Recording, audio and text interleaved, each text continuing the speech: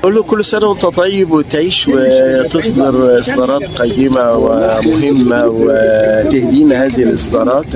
وأستاذ سعيد ذاكرة السينما المصرية والعربية ودائم العطاء ودائم الأفكار الجديدة المختلفة، وربنا يديله الصحة إن شاء الله ويكمل هذا العطاء. شيمي فنان كبير وإنسان جميل، ففي الحقيقة هو دايما بيمتعنا بفنه وبيمتعنا أيضا بإنسانيته اللي بيجمع الناس الحلوة كلها حواليه.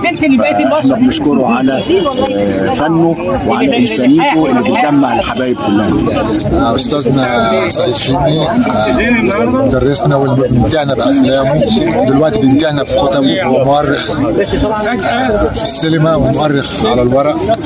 بنشكره جدا وبيجمعنا كل فترة بأحد إبداعاته. النهارده كتابه الجديد بيتكلم عن الشوارع في السينما، شوارع